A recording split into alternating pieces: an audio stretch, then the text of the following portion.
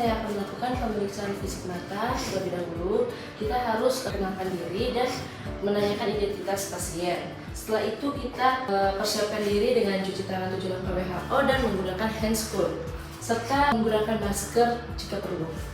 Setelah itu, terlebih dahulu kita memperiksa apakah pasien tersebut bersedia. Selanjutnya kita inspeksi terlebih dahulu bagian kelopak mata pasien untuk menilai palpebra inferior tersebut dengan menggunakan cotton bud. Terus kita lihat apakah ada konjungtivitis, apakah ada corpus alienum. Setelah itu kita inspeksi visura palpebra dengan menggunakan mixter ukur untuk menilai apakah terdapat mata malas pada pasien. Dengan menggunakan mixter ukur dari margin palpebra superior dan inferior tepat di bagian tengah pupil kanan dan kiri. Setelah itu kita inspeksi bulu mata. Pasien dalam posisi primer dan menggunakan pen light, lihat arah bulu mata tersebut, apakah masuk ke dalam, apakah keluar, untuk menilai apakah ada trichiasis, distichiasis. Selanjutnya kita ke inspeksi sklera. Terus pasien itu disuruh posisi duduk dengan menggunakan pen light lagi. Kita nilai warna skleranya, apakah terdapat pendarahan pada sklera dan injeksi. Setelah itu pasien juga suruh melihat ke arah 6 kardinal, atas, tengah, bawah, kanan dan kiri. Setelah itu kita inspeksi orifisium punctum lacrimalis untuk menilai jar air matanya, apakah terdapat warna tertutup, apakah tidak.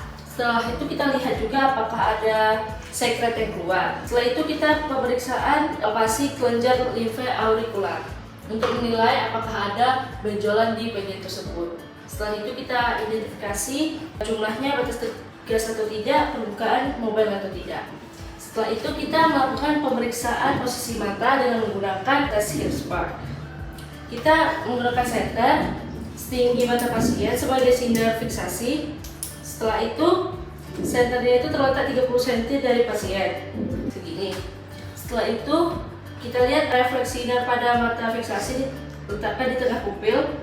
Terus dilihat letak refleksi sinar tersebut pada kornea mata yang lain. Setelah itu, kita penilaian posisi mata dengan cover on cover test. Bila pasien memakai kacamata, maka kacamata tersebut dipakai. Setelah itu, nilai posisi mata dengan cover on cover. Dengan menggunakan offloader, kita suruh pasien untuk menutup mata satu yang untuk diperiksa. Terus kita suruh pasien melihat satu benda di satu garis lebih besar dari tajam penglihatan terburuk dan dapat digunakan non-akomodatif target sinar. Selanjutnya digunakan dengan satu mata lagi untuk diperiksa. Setelah itu kita melakukan pemeriksaan gerak bola mata dengan menggunakan jari kita. Pasien disuruh mengikuti arah jari kita dengan 6 kardinal tersebut. Apakah pasien dapat mengikuti untuk menilai otot mata pada pasien. Setelah itu kita memeriksa refleks cahaya dan refleks pupil dengan bantuan pen light. Setelah itu kita ada dua, secara refleks langsung dan tidak langsung.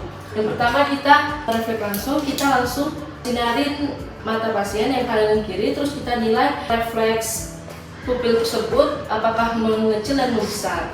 Setelah itu kita cek dengan secara tidak langsung, yaitu dengan kita menyinari salah satu bagian pupil tersebut, apakah yang di sebelahnya terdapat miosis juga. Setelah itu kita nilai apakah ada miosis atau tidak. Selanjutnya kita akan melakukan pemeriksaan media refraksi, yang dimana pemeriksaan menggunakan pen light dan loop. Kita memposisikan pasien dalam keadaan duduk, kemudian kita memberikan cahaya dari arah depan dengan kedua mata kiri dan kanan. Nah, kemudian kita amati gambar dari umum kornea dengan menggunakan pen light, mulai dari okuli, kamera okuli anterior, tubik mata depan, kemudian iris, pupil, lensa. Kemudian kita menilai apakah ada kekeruhan, darah, hipopion atau iriodialisis. Kemudian selanjutnya kita akan melakukan pemeriksaan sensibilitas kornea. Nah, kita akan minta pasien untuk melihat ke sisi yang berlawanan dari bagian kornea yang akan dites. Nah, kemudian kita menahan kelopak mata mata pasien terbuka dengan jari telunjuk dan ibu jari dengan kedua tangan. Kemudian dari sisi lain, untuk mencegah terlihat kapas yang digeser sejajar dengan permukaan iris menuju kornea yang akan diperiksa. Kemudian kita usahakan kapas itu mendekat tanpa tidak disadari pasien. Nah, kemudian kita akan menempel kapas pada permukaan kornea di bagian kornea. Kemudian kita akan lihat terjadinya refleks pada refleks menggedip. Jika pasien merasakan perasaan tidak enak, kita nyatakan adanya timbul lagrimasi. Nah, selanjutnya kita melakukan pemeriksaan shadow test. Nah, di mana ini kita akan mensenterkan pada pupil dengan sudut 45 derajat dengan dataran iris. Nah, kemudian kita lihat dari bayang iris apakah terdapat lensa yang keruh. Kemudian pada pemeriksaan funduskopi, nah pada pemeriksaan funduskopi ini kita akan melakukan pemeriksaan di kamar gelap.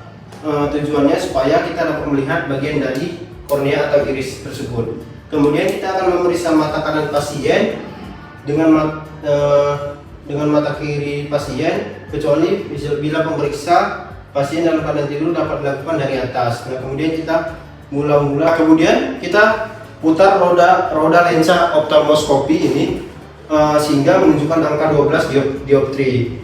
Nah, kemudian kita letakkan oftalmoskopi 10 cm dari pasien, kemudian kita fokuskan pada kornea pasien.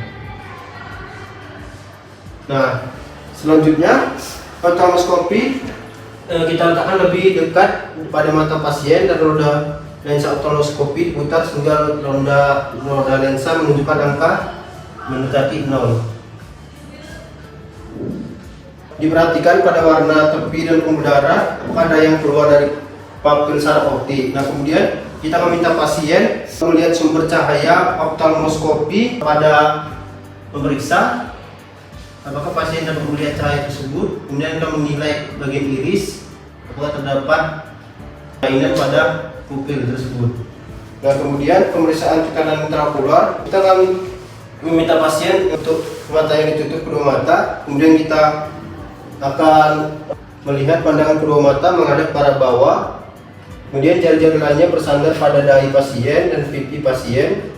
Kemudian kedua jari telunjuk menekan bola mata pada bagian belakang kornea secara bergantian.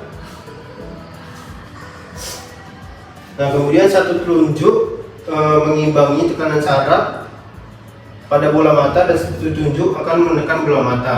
Nah, kemudian kita akan mengidentifikasi apakah bola mata tersebut terasa keras. Nah, apabila terasa keras, kita akan mencurigai adanya glaukoma atau peningkatan pada tekanan bola mata. Nah, selanjutnya kita melakukan pemeriksaan tekanan intraokular dengan tonometer skios. Nah, kita meminta pasien untuk melonggarkan pakaian dan tidur terlentang di bagian tempat tidur. Nah, kemudian setelah memakai obat tetraken, kita akan mengetahui kelopak mata pasien dibuka kiri dan kanan dengan jari telunjuk dan ibu jari sampai jangan tertekan pada bola mata pasien. Kemudian pasien dimintakan meletakkan ibu jari tangannya di depan matanya atau pasien melihat ke langit-langit ruangan pemeriksa. Nah, kemudian kita letakkan telapak tonometer skispot diletakkan pada permukaan kornea kiri dan kanan secara bergantian. Kemudian setelah kita letakkan di bagian tonometer skispot ke arah kornea, kita akan menunjukkan angka yang tetap atau dibaca nilai tekanan pada skala busur skispot yang berantara 0 sampai 15. Baik Pak, pemeriksaan fisik sudah selesai. Saya akan mencuci tangan, melepas handscoon dan memberi salam pada pasien. Terima kasih Pak atas partisipasinya.